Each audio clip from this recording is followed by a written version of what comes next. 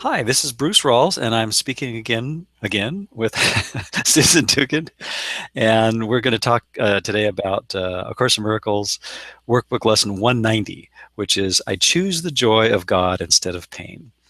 We actually started this recording earlier. We're having some technical difficulties, so this is take two, and hopefully we will avert some of the hiccups we were having before, and we'll use the magic of rebooting and restarting to see if that assists us in this second take, so to speak. So anyway, welcome, Susan, and thanks for your patience in being here and your continued commitment to being here to help ourselves remember to not take the dream so seriously, and something we all truly share. Yeah. Right, right. Well, peace to such foolishness, as it says in this lesson, right? Mm-hmm, mm-hmm. But well, when we were talking earlier, that you had introduced, the lesson 190 is I choose the joy of God instead of pain, and we were joking that the ultimate Freudian slip of that would be that I choose the pain of God instead of joy. And that's kind of what a lot of the first part of this lesson is about. It's the explanation of why, of the dynamic of the ego and the defense that pain is in the ego thought system. And we all know that when we're in pain, it's extremely distracting. It seems very, very front and center in our experience, and it's very hard to focus on our real purpose as course students. And we are very much tempted to ask Jesus to help us with the form, to heal the body, to heal the form. And of course we put our dream repair technician hats on, right? Yeah. And so, that doing that, I mean, trying to drag Jesus in to the dream is not a sin, but it's not, it's silly, it's silly because he knows that it's just a dream, and he knows that nothing has happened, and that we're complete, there's nothing to heal. And so the approach with this course is really, an approach of taking a compromise approach to pain, and using, and what that means is using whatever, seeking treatment for in whatever ways seem meaningful to us in our personal arsenal of bag of tricks, but to as we do that, that's what the course calls magic, and as we go ahead and do that, which it would be unkind not to treat ourselves when we're in pain, but to also really try to remember what our purpose is, and the purpose is really the healing of our mind, not the body, and the mind is not, the body is in the mind is not in the body, and so that means being in very close. The way that we do that, since we don't know that we're not bodies, is we are students of a teacher that does know that doesn't take it seriously, but who's also very kind and gentle, and that, the symbol the course uses is Jesus or Holy Spirit, and it's really just that ego-free presence in our mind that never took the tiny mad idea of separation seriously. And so if we can, even in our pain, to the best of our ability, try to be in communication with that part of our mind.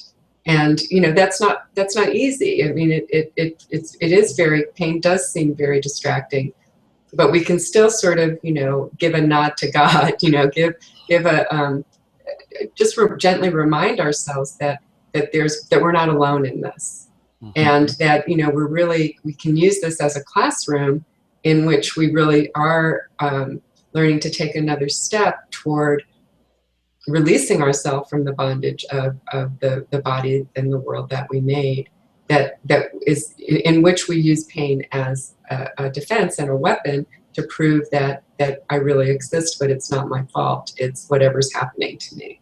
And that's always the ego's agenda, is to feel victimized all the time, so that we can relieve this guilt that is always, bubbling under the surface of our mind, that we're always repressing over the belief that we separated from God. And it's a mistaken belief, but because we took it seriously, we're constantly trying to project it outside ourselves. And it doesn't matter if we project it on our body or another body. It serves the purpose of keeping us mindless. We were saying earlier that pain, is not just of the physical body. It's my anxiety, my depression, my frustration, my anger, all of that. And usually there's even with, something that seems to randomly attack our body, a germ or an allergy or something like that, there's something involved. There's, in allergies, there's a pollen. In germs, there's some kind of bacteria or virus or something. And so there's still an enemy, and often there's also someone in our life that we would really like to back away. And so sickness can be a very effective way of doing that. So what he talks about early in this lesson, and we were going to read through, is that if pain is real, there is no God. It proves that it's me or God. And pain proves there is a me that is in misery, and we've turned it around. It's because of this punishing God that, is now going to come after me for what I really did, which, for running away from home. And of course, the Course in Miracles takes a very radical stance on saying, no, God doesn't know about any of this. Mm-hmm. And, so how could that be? And we want God we want to make it real. We want God to know about it because, again, the personal self that I identify with is all I really know. I'm not ready to go up the ladder that separation seemed to lead us down, because I'm afraid that where I came from is worse than where I find myself. This world may be bad, but going back to the scene of the crime, so to speak, is going to be much worse, and so of course I'm going to be terrified of that. And that's why this is a process. It's not, we can read the book and intellectually understand what it says metaphysically, but that gets us really to the bottom of the ladder. It gets us really nowhere, because it's in the practice and the process of this that we really allow the undoing, and we discover that there is a part of me there must be a part of me outside, that isn't this me outside of this dream, that doesn't want to do this, that is constantly choosing for pain, because I seem to say to Holy Spirit or Jesus, I don't want to hurt myself again today. I set an intention for it, but what's in my script is not in control of this personal self. It's something that I'm living, some variation of the dream of separation that my fragmented decision-making mind chose to review this time. And so I don't get to change what's in my dream. I get to change my mind. Exactly. Yeah. Exactly. Yeah. And that will, this lesson does say this will change the experience of pain. Mm-hmm. What seems so front and center isn't really that important anymore, and certainly doesn't have the power to take my peace away, or to take my ability to be loving toward myself and other people away. Or to obscure the awareness that we're all the same, that everybody here is in pain. And certainly the world attests very well to that. We think we're unique in our stories, but that's really a ridiculous idea if you look around you. It's a universal. Mm-hmm. Yeah, exactly. Yeah, by default, we look at it. Yeah. So. One of the things that, as you were saying, you covered a lot of great ground just now there, but somehow one of the things that something you said triggered was the metaphor of the coyote and the Roadrunner on those cartoons. And if anybody remembers those, if you don't, then this probably will be lost. But just a quick summary is a classic cartoon series was the Roadrunner, who was always elusive, and the wily coyote always trying to catch the Roadrunner, and I think it became more of a vendetta than a culinary activity for the very quickly for the coyote. but it always backfires. And I think that's such a great metaphor for, as we identify with our inner Wile E. Coyote, which is, the ego that tries to be so clever, and so I'm going to fix this dream, and I'm going to be proactive, and like you were saying, we think that the what's in store for us from this vengeful, fearful God that we made up in our mind is going to be far worse than anything that we could experience here. And so that's why we don't want to go anywhere near the mind. And the very, very much related workbook lesson 136, sickness is a defense against the truth. It talks about the double shield of oblivion, which of course the outer shield being our bodies and the world and everything in it, become the outer shield, which defends us from that awful thing in the mind, because we don't want to look there because we might find unconscious guilt, and that's the inner shield that we can't ever touch, that because that's the home of evil, darkness, and sin, as the workbook lesson says. And yet it's all, like you say, it's all just silly. And I think it's really when we see ourselves as a cartoonish character, trying desperately to go after everything outside us that we think is responsible for our misery. In this case, it would be the Roadrunner. We realize how foolish it is, and it always backfires. But the Roadrunner is either oblivious to the plight of the coyote, basically setting up these booby traps that he ends up springing on himself, inevitably. And even the short-lived pleasures. I was thinking, just an hour or so ago, I did a stretch like this, and I was thinking, oh, that feels good. And I was thinking, well, there's nothing wrong with that. I mean, that's magic. But that's even just a little thing like that, the ego can use to say, oh, see, you pulled it off. You're peaceful in the world. Well, no, I'm choosing to be peaceful in spite of or independent of anything that may be happening to this dream figure that I call Bruce in a body that I seem to equate, which is just a projection of my mind. And anyway, it just kind of goes on. But I was thinking the Roadrunner metaphor was kind of a fun one to tie into, because he has what appear to be really painful experiences, but they're cartoon pains. Right. And I think that if we can kind of begin to see ourselves as whimsical cartoon figures, obviously not to diminish the issues that we have in the world. Yesterday I actually had done something that I haven't done in about 5 decades. Which was I was a patient at an emergency room. I was having some sensations that I weren't familiar with, so I thought, well, I'll go down and check it out. And I realized, well, while I was having it, that I had this sort of, while I was there getting checked and everything, I realized this is a surreal experience, because I'm doing what felt appropriate to do for the symptoms I was having, and I turned out there was nothing, to be concerned about. But I just needed to set my mind at ease. And then I measured my blood pressure this morning, which was about 30 points lower than it was yesterday. And it really is a mental thing. It's all in the mind. But we need to do the magic that is appropriate for whatever we think is going on, and not make a big deal out of it. And it turned out to not be a big deal.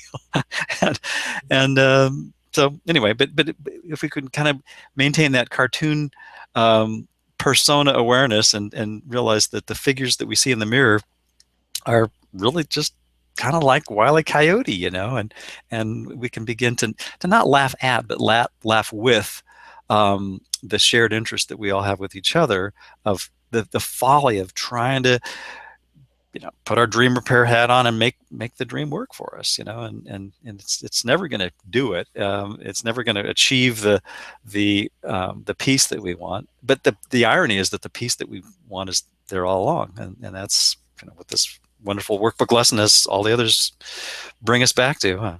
Absolutely, yeah. I mean, it is wonderful when we can take it less seriously and more lightly, but that's not really something we can do by ourselves. Again, Right. It's we have to. That usually is the result of having chosen Jesus. I find, because it's because the ego does take it very seriously. If we were choosing the ego, we wouldn't really be able to laugh at it, you know. Right. Because it's very serious. And Yeah. as you know, probably in the emergency room, you were going back and forth. I mean, you know, Oh, of course. situations too. And it's, you know, and it is, but I mean, emergency rooms are about as surreal as they get anyway. Oh, yes. This is even on, I mean, even people on any level would agree with that, I think. But so, you know, but that's a great classroom in which to really see, you know, that it's, the drama of the body. And when it's my body or the body of someone I love, it seems really real. And really, you know, you have a huge investment in it. So, yeah. And usually the last thing we want to do is not to deny, but to recognize that the sensations and the experiences that we have are just interpretations. Right. And they're not reality. They're interpretations of an identity that we made up. And it's that identity that we never bring into question, at least not usually. And that identity is really at the core of right. where our suffering comes from. And really just questioning, you know, we can't really know that during something like that happening, that is an illusion, or that is, you know, an interpretation. I mean, that thought process, that's not going to happen for most people. But you can question it. Right. And you can just say, maybe there's something else going on. Even as it's going on and you're doing whatever you're doing. Or if you're too frightened to do that, that's okay. You know, Jesus, I mean, just as soon as you can afterwards, take it to Jesus, you know, take it to your teacher and kind of review what was going on there. And I mean, that's what it means to be in school, you know. And so we're not asked to be further along than we are here. You know, and in fact, that's another form of denial. So exactly. It's just the being really honest. And you know, I think I was saying earlier on an earlier recording that we were having technical difficulties on, but that you know, that it is really hard to, at some point we come into, and although the journey is not linear, kind of that fifth stage of the development of trust, where, you know, we know the Course's answer and we believe it completely, but, you know, we just feel that we're genuinely asking to go further, and yet we you know, very often we'll feel the dark night of the soul kind of situation where our teacher seems very remote, you know, and we're not aware that we're the ones that are running away because of our fear, because again, it's that fear is so deeply unconscious, but we're aware of the results, and the results are a feeling of hopelessness, a feeling of, I'm never going to get this, you know, this is way too hard. And it's all, the fear is all coming from that ego belief that we're having to let something go, that we have to let, you know, that this will be a loss, this personal self will be a loss, and also that, you know, the uncertainty of not knowing again that what will be left is going to be, you know, could be worse than what we already have. And so that's really terrifying to us. And, you know, there's really no way, I think everybody has to go through that at some point. Right. It's not just a one going through, you know, you kind of go back and forth with that, and you retreat from it a little bit, and you know, but that's why we're at that stage for a very long time. And because it's, you know, this Course was taking us deeper than we realized in the beginning. And, you know, it's not just about forgiving in our personal relationships and we feel better and more peaceful. I mean, it certainly does that. But you know, it at some point it dawns on us that this Course is, you know, we're not really forgiving. It's not what it's about. It's not about anybody out there. And it's really forgiving the idea of me. And, you know, that's what we don't want to let go of.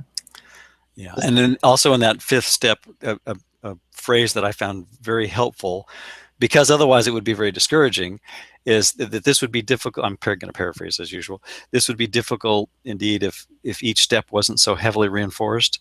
Right. And I think that one line reminds us that whatever pains, whatever psychological, physical, or otherwise, we seem to be experiencing, whatever discomfort, it's basically just an opportunity for us to look at the extent of the desolation of our our our mind on ego, and the extent of our investment in that thought system and that identity, and to just look calmly that at the fact that that hasn't worked for us, and to not condemn ourselves for having appeared to have made that choice, and then realizing ultimately that that was just a dream of a choice. And yeah, but we can we can choose to wake up from that dream. And I think the only way that we really do that, like you say, is consistently, not skip over steps, look at each classroom,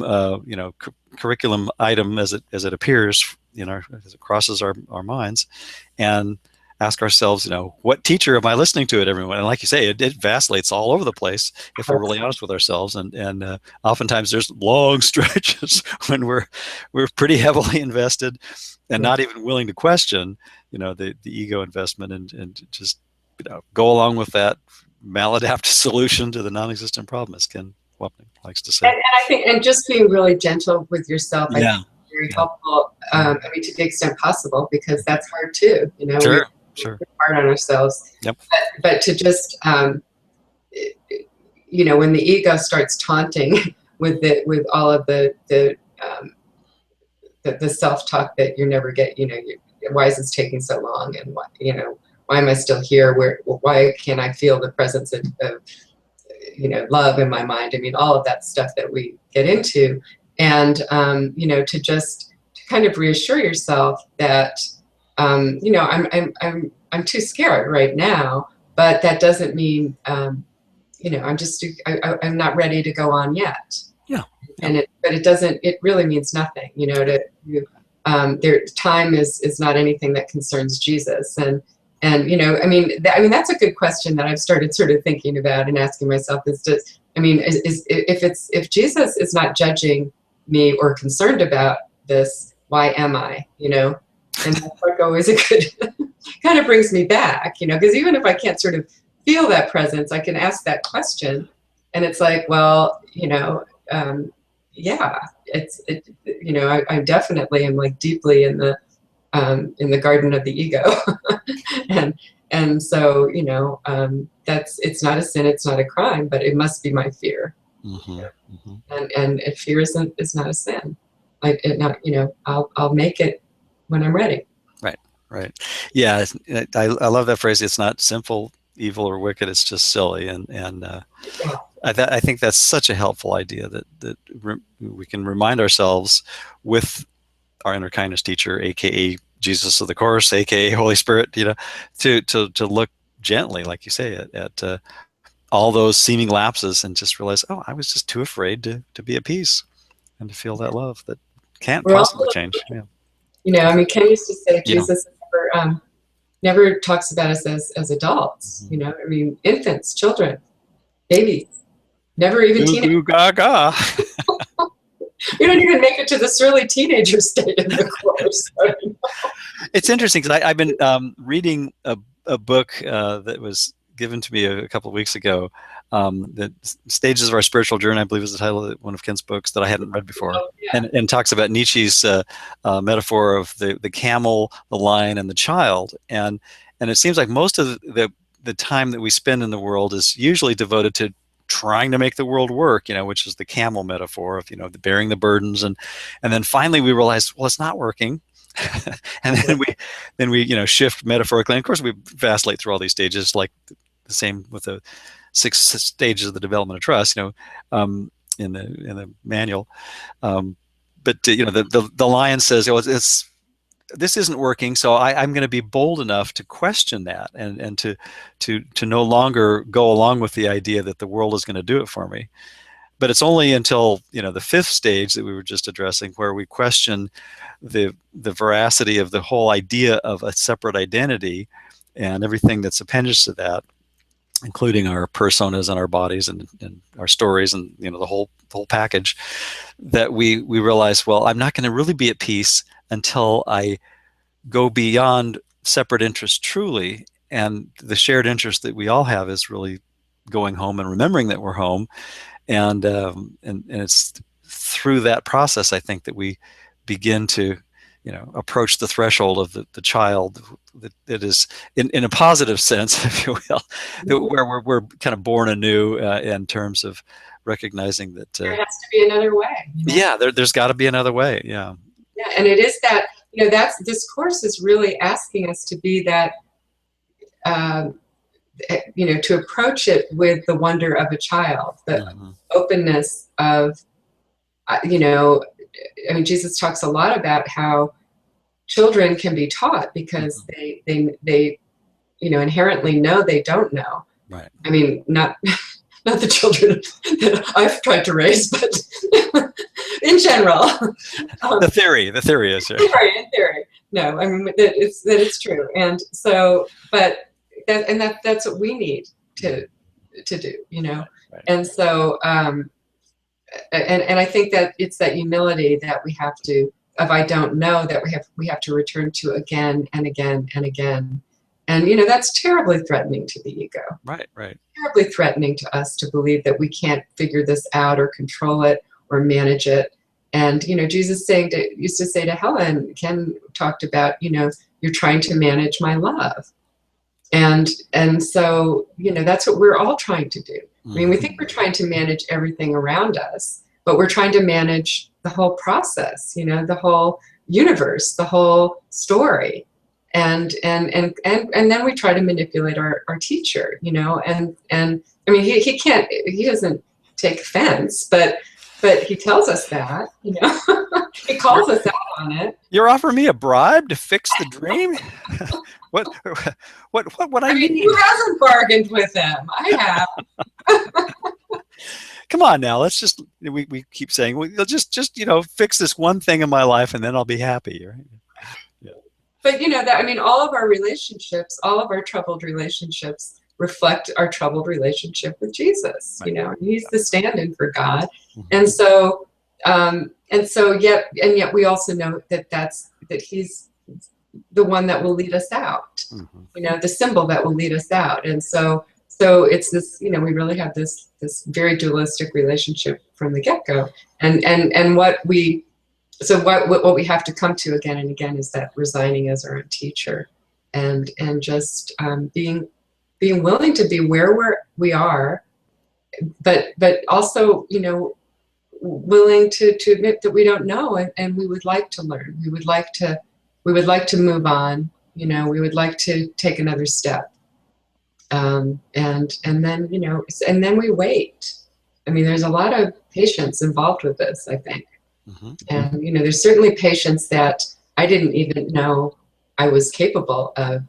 I'm not a particularly patient person when coming to this course. And so it's been such a great lesson in patience, But Jesus is infinitely patient with us because he doesn't take time seriously, And I like how, I was just going to say that one of my favorite quotes is, infinite patience brings immediate results, and which is kind of a way of Jesus gently poking fun of the fact that, we're not patient because we want something that is in the world to do it for us, and it's that impatience that is the bargaining, and it probably ties into all those stages that Elizabeth Kubler-Ross talked about in terms of denial. The anger, the depression, the bargaining, all this, and finally acceptance. That's as a last resort. We've exhausted everything else. Give up, right? Yeah. I mean, this is a giving. I mean, in that sense, it's a giving up, because it's giving up the idea that I know anything. And what we don't realize is that it's really giving up the I that thinks it knows. And that's what really scares us. Yeah. And so, because we don't know what that means. And to the ego, that's death. And it's of course it's really the beginning of resuming our life. But So should we read through this? What do you Yes, think? yeah, I think we covered enough ideas that would tie in beautifully to what's on. It's such a great lesson that It I is, yeah. would like to. You want to go do the first? We'll just alternate. Sure, sure. Okay. Lesson 190, I choose the joy of God instead of pain. Pain is a wrong perspective. When it is experienced in any form, it is a proof of self-deception.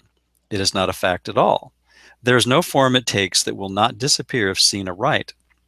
For pain proclaims God cruel. How could it be real in any form? It witnesses to God the Father's hatred of his Son, the sinfulness he sees in him, and his insane desire for revenge and death. And this reminds me of another favorite, I think very helpful quote is, if this were the real world, God would be cruel. This being the attempt that we make as egos to try to make the world of space and time work for us, and to continue to propagate, all the myriad of attempts that we make to try to, make the world work for us. So, yeah. And we invented this whole God in the ego's image, So the God is compliant with the ego's story, and so that yes, I really did sin against God, and now, and God knows about it, and now God's really angry, and now I have to to get away from him, I've got to flee the mind, and now I have to create a world to defend against this God. And now I have to create stories in the world that attest to this God, and to a dualistic God that, and we hear that kind of talk all the time, even in people that aren't particularly religious, that if something bad happens, it was an act of God, or it was God's will. I mean, insurance policies have written in that act of God, of course. I know, because our last attempt to claim on a flood was considered an act of God, so we didn't get any coverage on that. But so, and when children, when people die in churches, it's an act of, it's God's will. We can't understand God's will. Or you hear priests or ministers say, well, God called him back. And it scares the hell out of us, That's one mean God, huh? Yeah, exactly. Yeah. So, but again, that's all part of our, that it has nothing to do with the true God, that is an undifferentiated union of which we are still a part of. It's not, we are part of that undifferentiated union, and our life there is continuing despite this dream otherwise. And, it's really, nothing's happening. So that we can't, our head starts to go blank when we hear that too. It's just we have no way of comprehending. To think that we comprehend that is level confusion, because we're in the level that we seem to interact in the dream, right, that has no real way that we can grasp that, And yet there's kind of like the forgotten song and some of the passages in the Course. I think there's, those are just examples that work for me, but that are reminders that we all intuitively know, no matter how deeply buried we are in ego's magic and its specialness and its insane attempts to try to make the world work, there's a part of us, which is really all of us, and we're actually the part that seems to have fragmented off, that remembers that we never left, and that there's such a sweetness and a peace and the innocence and the relaxation that is beyond anything that space or time could possibly offer, that we know on some intuitive level that's our reality, and that's what's drawn us to, whether it's studying the Course or some other non-dual system, or just learning to be kind. Maybe I'm sure there's millions of people on the planet who've never heard of anything resembling non-duality, who just notice that they feel better when they remember to be kind and not be totally absorbed in their own personal interest and limited to just their family and friends and nation, whatever, that kind of thing too. True, yeah, and it is true that we all have a memory of that. We didn't extinguish right. that song. That we did. Nothing really happened. We deeply buried it, but it's still, but we still hear it, and that really is that is the Holy Spirit, that is Jesus calling to us gently from outside the dream. It's the call to come home. Yeah. And and it is something, I think it's what draws us to the Course. Another word you said that kind of lit a little light bulb for me momentarily is the word compliant, and that's word I usually think in terms of sort of the technical arena, and that kind of reminded me of how brilliant and yet completely insane, as Ken points out, our ego is, but how completely compliant and consistent and coherent, yet completely insane, the universe that we made up is by default, and how it seems to be foolproof, and yet there is that memory that reminds us, but it's not God-proof. It's not immune to the inextinguishable spark in our minds that knows that peace is not only possible, but our true estate and our true reality. Exactly. Yeah. Should we go on? Or? Sure. Yes. Do you want to read the next one? Sure. Can such projections be attested to? Can they be anything but wholly false? Pain is but witness to the son's mistakes in what he thinks he is. It is a dream of fierce retaliation for a crime that could not be committed, for attack on what is wholly unassailable. It is a nightmare of abandonment by an eternal love, which could not leave the son whom it created out of love. That's really what we were just talking about. Yeah. It's elaborating. Yeah. Mm-hmm. And it's deliberate. It's really just the only point there is that pain is one of the big ways that we try to prove this theory that we have, which seems to holds the guilt together in the mind. The whole idea of sin, guilt, and fear, that we really sin against God, that we're guilty.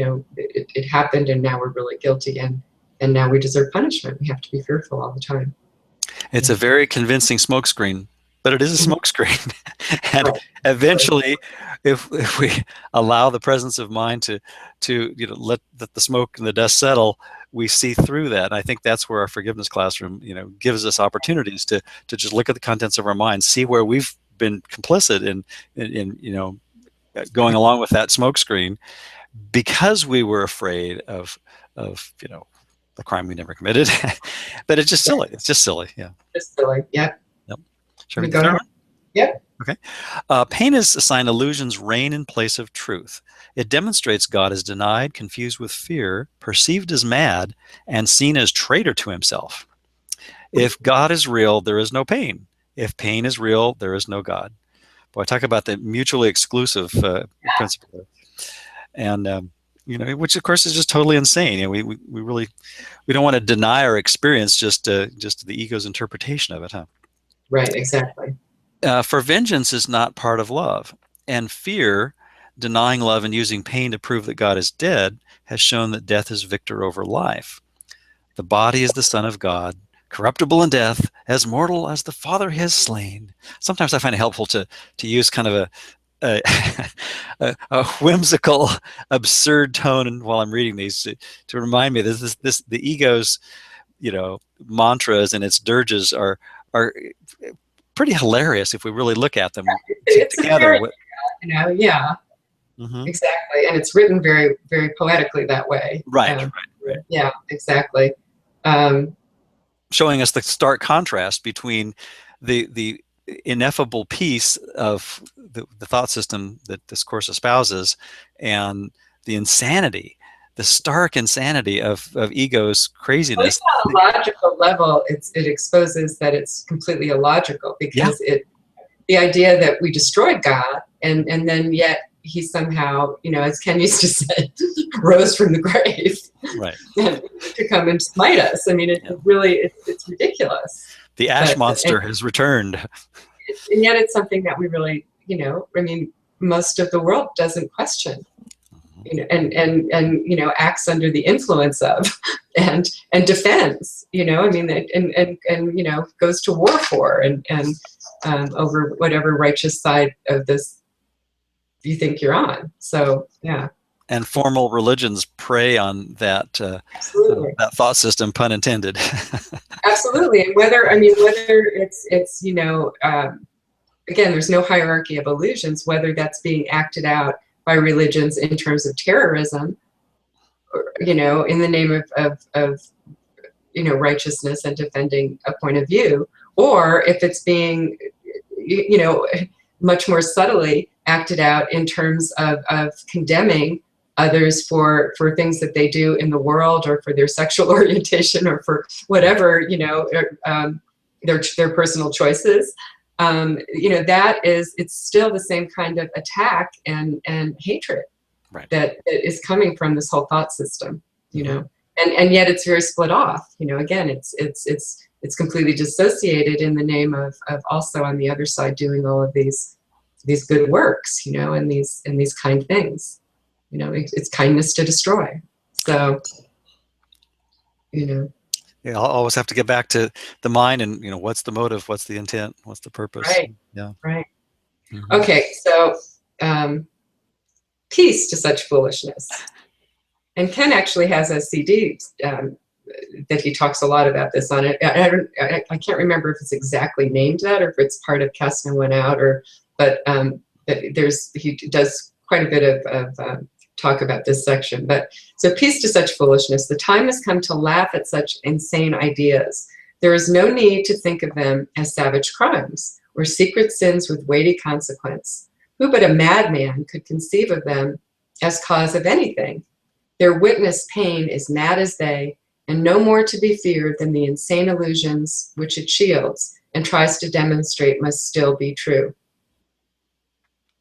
And, of course, as we were saying earlier, the way that we learn to smile at this or laugh at it is by being in touch with Jesus, because there's just no way that would be the first response. I mean, it's very, very unlikely. And again, it's not that it's not a laughter that diminishes the whole, what's happening. It's not an unkind laughter. It's just a gentle, smiling laughter of saying, this is just silly. It's nothing's going on here. There is no guilt. There is no need for this. It's just all very silly. But that's why we can't do this alone. We need to be in touch with that symbol in our mind that knows that.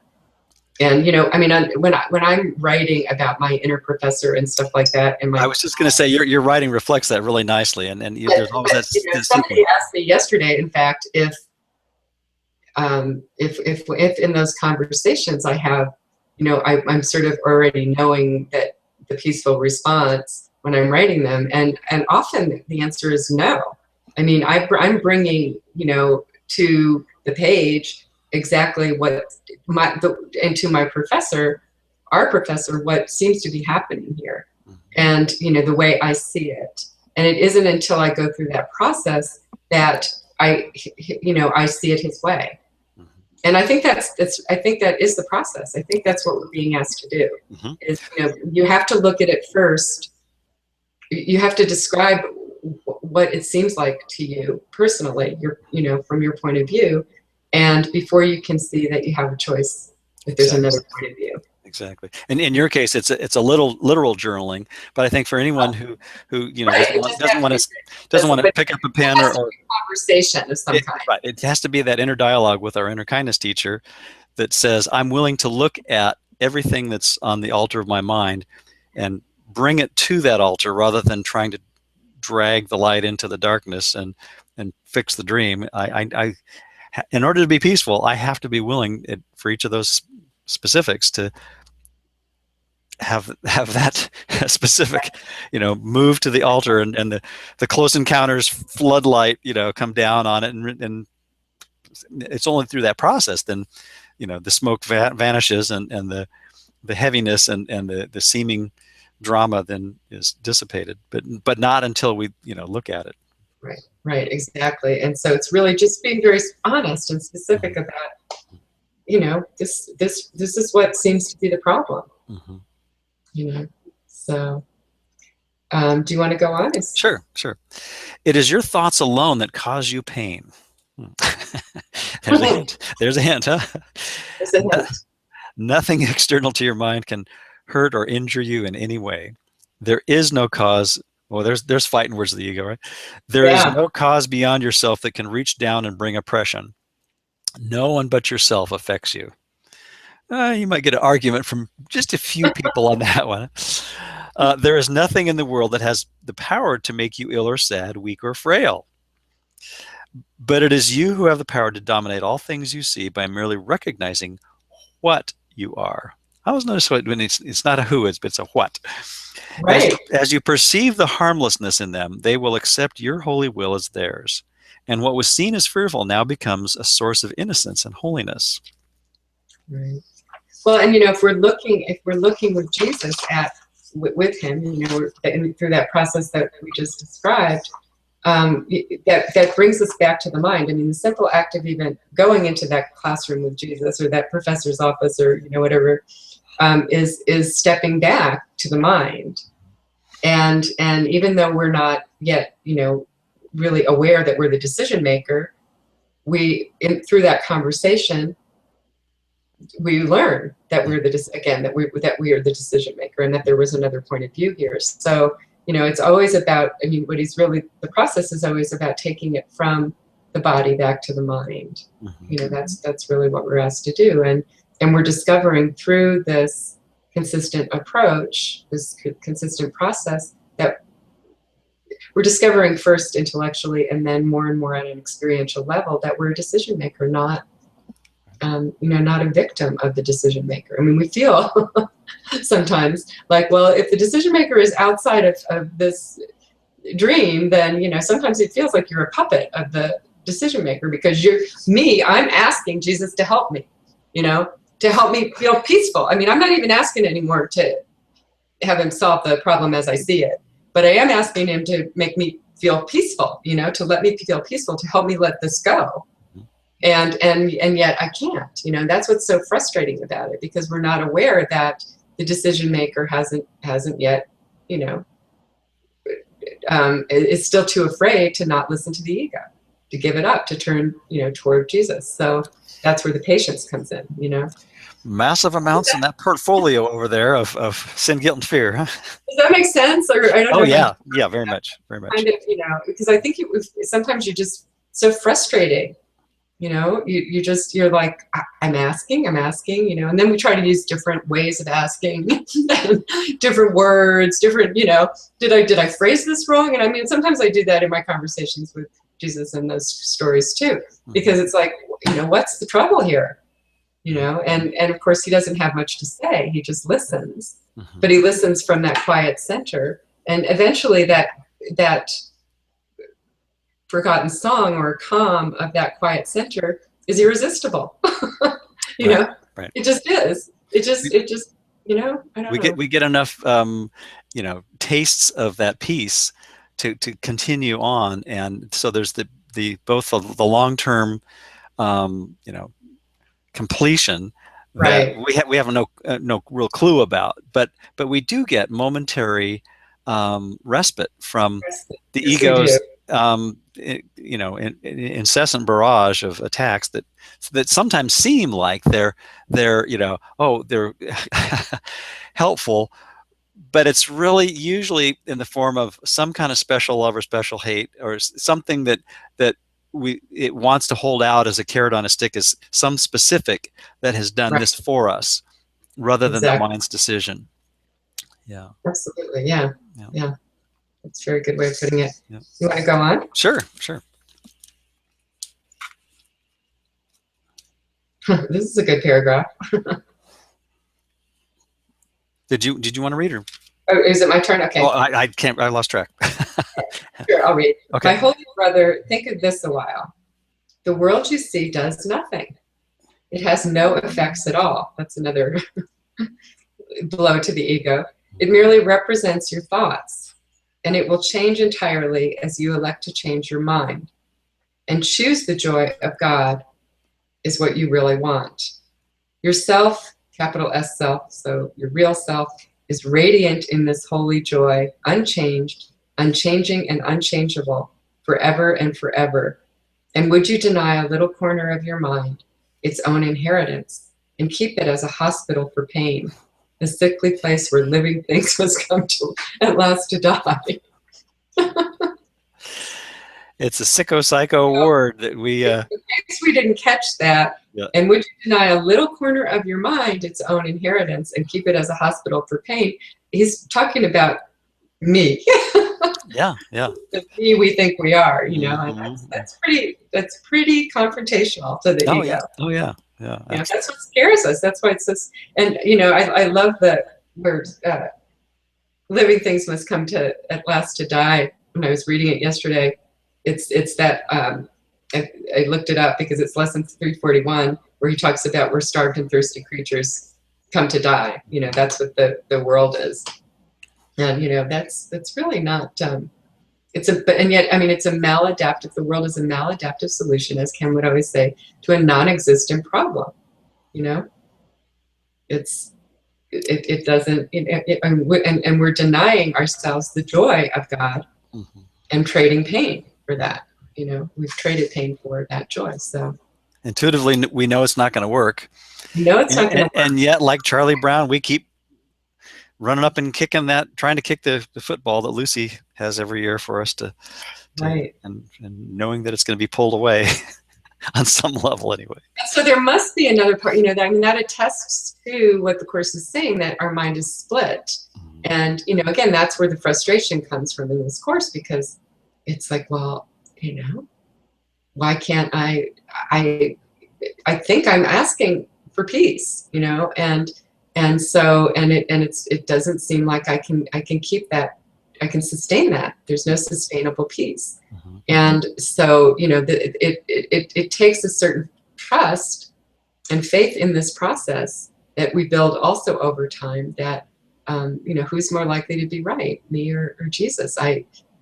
Nothing I've done here really has worked on my own. You know, at least I can say that truthfully. Mm-hmm. And maybe I'm not ready to let go of it all, but I'm not asked to. The Course is just saying, you know, just right now, let's look at what's in your face right now. And if we keep that sort of immediate approach, it's just so much gentler. But I think, but you know, we've been at this, many of us, for a while, and we tend to get caught up in, you know, the ego joins the journey again. And but remember, the ego always lies, and the ego really, its ultimate goal is to have us back away from the Course, give it up, you know. Mm-hmm. Somehow that the asking for peace kind of remind me of in one of the study groups this last week, the word supplication came up. Is, you know, the ego's idea of prayer is supplication, of, you know, asking for things to be different. And as you're saying that, I was thinking, well, it seems like if I am observant and paying attention to, you know, which thought system is going on, that the only part of my mind that would ask for peace in the sense of thinking that it's absent would be the bogus identity of the ego, because that identity obviously has no clue what that peace is, right? And so it basically would be doing it in an disingenuous, insincere way, in order to, as a part of this, again, the smokescreen of covering up for the real motive of not wanting to be at peace, out of fear, because it doesn't know what that peace is.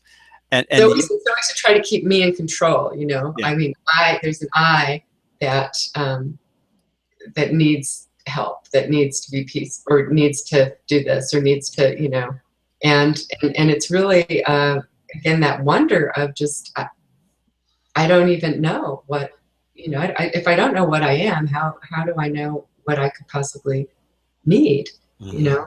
Mm-hmm. And so we don't, you know, some of we can't judge on form lies, right? So it's completely unreliable to look to form for evidence of inner healing, you know. I mean, we could be a lot further along than we think. We don't know, or not, and it doesn't matter. Exactly. And them's also more fighting words for the ego, I think. Yeah, because the ego is not patient. Yeah, our egos are not patient, are they? Right. Well, I predict we're both going to have, like, you know, little meltdowns after we get off this. Oh, actually, I've noticed a few. I noticed a few during. So. Yeah, exactly. There you go. you know, we certainly, you know, cover things here that are challenging to our egos, but we're all in the same boat. Everybody does. I mean, and I think that's where like you say, the humility comes in, and the ability to just kind of look gently at the shenanigans of our egos and just say, okay, I know this is a temporary thing, and I can choose to be at peace Right. about that when I remember that, and that's Exactly. we Exactly. learn to remember more and more. So Yes. can I just read one sentence that I Hmm. thought was particularly helpful? This is paragraph 9. Sentence 4: lay down the cruel sword of judgment that you hold against your throat, not somebody else's, and put aside the withering assaults with which you seek to hide your holiness. I thought, wow, what a blatant example of how insane the ego is. You know, it's like, you know, you know, nobody move, or the dummy gets it. You know, kind of thing. And I love that paragraph actually, and from there on, he kind of shifts into a, um, just gentle kind of beseeching us to just stop hurting ourselves, mhm, mhm. and maybe we can just conclude with that. But that, for some reason that line I find so comforting and such a Mhm. relief, and I mean, from the first time that I read this lesson, there's something about that is like a is that forgotten song. It's Yeah, kind of, yeah, it's, I mean, in a way that we can again meeting us in the condition we think we're in, yeah. but kind of saying, it's like that, the ego again is this frightened little child, and it's just kind of saying, give it up, buddy, you're just overtired. And there's something that where you can almost kind of feel like your shoulders relax, in that, don't you think? I mean, Uh-huh, uh-huh. lovely. And that's when we kind of, you hear the, you know, the insane thought system, you know, with its surrender Dorothy, you know, mantra enough times, you finally begin to question the sanity of that approach, and Right, because it's so tiring, yeah. after a while. This is also, this drama is so tiring. Oh yeah, oh yeah, exactly, And exactly. so, all right, so you want to read the rest of that? Sure. Should we read the whole paragraph 9, or? Yeah, let's Okay. just read. Yeah, because Yeah, it does have that read forgotten it. song kind of quality to it.